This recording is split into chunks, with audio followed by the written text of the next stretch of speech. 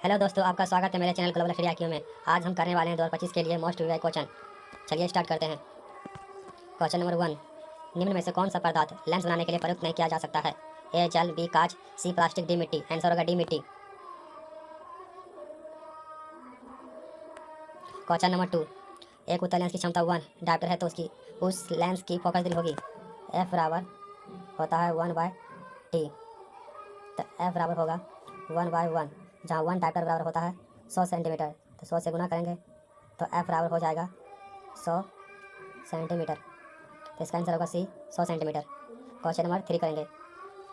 प्रकाश के आवर्तन के कितने नियम हैं? A1, B2, C3, D4। Answer होगा B2। क्वेश्चन नंबर 4, प्रकाश के प्रवर्धन कितने नियम हैं? A1, B2, C3, D4। Answer होगा B2। क्वेश्चन नंबर 5, किसी माध्यम के वर्तमान का मान होता है? ए साइन आई बटा sine r, B sine r बटा sine i, C sine x into sine r, D sine i plus sine r. Answer होगा ए साइन आई बटा साइन आर। क्वेश्चन नंबर 6, एक उत्तल लेंस होता है सभी जगह से समान मोटाई का, बी बीच के अपेक्षा किनारे पर मोटा, सी किनारे अपेक्षा बीच में मोटा, डी इनमें से कोई नहीं। आंसर होगा सी किनारे अपेक्षा बीच में मोटा।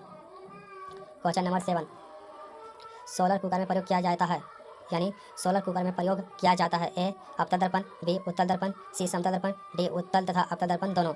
आंसर होगा ए अवतल दर्पण। क्वेश्चन नंबर 8, पानी में डूबे एक उत्तल लेंस की फोकस दूरी हवा में इसकी फोकस दूरी की अपेक्षा कम होती है। क्वेश्चन नंबर 9, किसी शब्द को से पाए गए छोटे अक्षरों को पढ़ते समय आप निम्न में से कौन सा लेंस पसंद करेंगे? ए 50 सेंटीमीटर फोकस दूरी का उत्तल लेंस, बी 50 सेंटीमीटर फोकस दूरी का अवतल लेंस, सी 5 सेंटीमीटर फोकस दूरी का उत्तल लेंस, डी 5 सेंटीमीटर फोकस दूरी का अवतल लेंस। आंसर होगा सी 5 सेंटीमीटर फोकस दूरी का उत्तल लेंस। क्वेश्चन नंबर 10, प्रकाश तरंग का उदाहरण है? ए ध्वनि तरंग, बी विद्युत चुम्बकीय तरंग, सी परावर्तनीय तरंग, डी इनमें से कोई नहीं। आंसर होगा बी विद्युत चुम्बकीय तरंग। क्वेश्चन नंबर 11, दंत विशेषज्ञ किस दर्पण का उपयोग मरीजों के दांतों का बड़ा प्रतिबिंब देखने के लिए करता है? ए समतल दर्पण, बी अवतल दर्पण, सी उत्तल दर्पण, डी इनमें सभी। आंसर होगा बी अवतल दर्पण। क्वेश्चन नंबर 12, कौन सा लेंस अपसारी लेंस कहलाता है? ए अवतल लेंस, बी उत्तल लेंस, डी उत्तल लेंस दोनों इनमें से, डी इनमें से कोई नहीं। आंसर होगा ए अवतल लेंस। क्वेश्चन नंबर 13, एक प्रयोग में अवतल दर्पण द्वारा किसी बीम का प्रतिबिंब एक पर्दे पर प्राप्त किया जाता है। दर्पण की फोकस दूरी को निर्धारित करने के लिए प्रयोगकर्ता को मापने की जरूरत है। एक दर्पण था पर्दे के बीच की दूरी, बी दर्पण था बीम के बीच की दूरी, सी ए और बी दोनों इनमें, डी इनमें से कोई नहीं। आंसर होगा सी इनमें से दोनों। क्वेश्चन नंबर 14, गोली दर्पण के परावर्तक पृष्ठ की वृत्ताकार सीमा रेखा का व्यास कहलाता है? ए मुख्य फोकस, बी वक्रता त्रिज्या, सी प्रधान अक्ष, डी गोली दर्पण का द्वारक। आंसर होगा डी गोलीय दर्पण का द्वारक। क्वेश्चन नंबर 15, निम्नलिखित में से कौन उत्तल दर्पण की फोकस दूरी है जिसकी वक्रता त्रिज्या 32 है?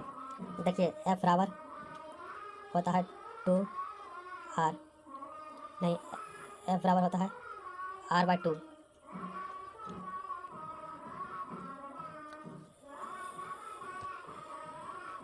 एफ बराबर होता है r/2, जहाँ एफ बराबर होगा 32/2, तो एफ बराबर हो जाएगा 16।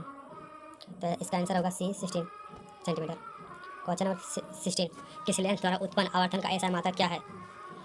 ए मीटर, बी सेंटीमीटर, सी मिलीमीटर, डी मात्रक विहीन। आंसर होगा डी मात्रक विहीन। क्वेश्चन नंबर 17, टॉर्च एवं वाहनों के उग्र दीपों हेडलाइट में किस दर्पण का उपयोग किया जाता है? ए अवतल दर्पण, बी उत्तल दर्पण, सी समतल दर्पण, डी में सभी। आंसर होगा डी, आंसर होगा ए अवतल दर्पण। क्वेश्चन नंबर 18, वाहनों के साइड मिरर यानी पीछे देखने के दर्पण में किस दर्पण का प्रयोग किया जाता है? ए अवतल दर्पण, बी समतल दर्पण, सी उत्तल दर्पण, डी में सभी। आंसर होगा सी उत्तल दर्पण।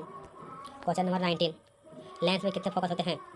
ए 2, बी 3, सी 1, डी 2 या 3। आंसर होगा ए 2। क्वेश्चन नंबर 20, लेंस की क्षमता का ऐसा मात्रक होता है? ए डायोप्टर, बी एंगस्ट्रॉम, सी ल्यूमेन, डी लक्स। आंसर होगा ए डायोप्टर। क्वेश्चन नंबर 21, प्रकाश गमन करता है? एक सीधी रेखा में, बी तिरछी रेखा में, सी टेढ़ी मेढ़ी रेखा में, डी इनमें से कोई नहीं। आंसर होगा ए सीधी रेखा में। क्वेश्चन नंबर 22, उत्तल दर्पण के सामने एक वस्तु को रखा गया है जिसकी प्रतिबिंब की प्रकृति कैसी होगी? ए काल्पनिक, बी वास्तविक, सी वास्तविक, काल्पनिक, डी इनमें से कोई। आंसर होगा ए काल्पनिक। क्वेश्चन नंबर 23, इनमें से कौन दर्पण का सूत्र है? ए बराबर 1/f बराबर 1/u प्लस 1/v, बी बराबर 1/f बराबर 1/v प्लस 1/u, सी बराबर वन बटा एफ बराबर यू बटा वन, वन बटा वी, डी बराबर वन बटा एफ बराबर वन बटा यू प्लस वी बटा वन। आंसर होगा ए, वन बटा एफ बराबर वन बटा यू प्लस वन बटा वी। क्वेश्चन नंबर 24, निम्नलिखित में से किस लेंस को अभी सारी लेंस कहते हैं? ए उत्तल लेंस, बी अवतल लेंस, सी उत्तल एवं अवतल लेंस दोनों, डी बाई फोकस। आंसर होगा ए उत्तल लेंस। क्वेश्चन नंबर 25, दर्पण के सामने किसी भी दूरी पर स्थित वस्तु का प्रतिबिंब सीधा प्रतीत होता है, वह दर्पण है या तो समतल अथवा उत्तल। क्वेश्चन नंबर 26, निम्नलिखित में से किस माध्यम में प्रकाश की चाल सबसे अधिक होती है? ए कांच, बी पानी, सी लोहा, डी निर्वात। आंसर होगा डी निर्वात। क्वेश्चन नंबर 27, अवतल दर्पण के सामने वस्तु को कहाँ रखा जाए ताकि प्रतिबिंब उल्टा, वास्तविक और समान आकार का बने? ए ध्रुव, बी अनंत, सी वक्र केंद्र पर, डी फोकस पर। आंसर होगा सी वक्र केंद्र पर। क्वेश्चन नंबर 28, उत्तल दर्पण से बना काल्पनिक प्रतिबिंब होता है? ए सीधा एवं आवर्तित, सी सीधा एवं हर्षित, बी उल्टा एवं आवर्तित। आंसर होगा सी सीधा एवं हर्षित। क्वेश्चन नंबर 29, एक गोली दर्पण की फोकस दूरी प्लस 20 सेंटीमीटर है तो यह गोली दर्पण कैसा होगा? ए उत्तल, बी अवतल, सी समतलोत्तल, डी इनमें से कोई नहीं। आंसर होगा ए उत्तल। क्वेश्चन नंबर 30, तालाब का जल कम गहरा दिखाई देने का कारण है? ए परावर्तन, बी विवर्तन, सी आवर्तन, डी ध्रुवण। आंसर होगा सी आवर्तन। तो बताइए आपका यह क्वेश्चन पढ़ने में कैसा लगा? अच्छा लगा हो तो चैनल को लाइक एंड सब्सक्राइब जरूर करें। और मेरे चैनल का नाम है ग्लोबल स्टडी IQ। और बेल आइकन को दबाना ना ताकि अगला वीडियो आपको आप तक जल्दी पहुँचे। थैंक यू, धन्यवाद। आपका दिन अच्छा है।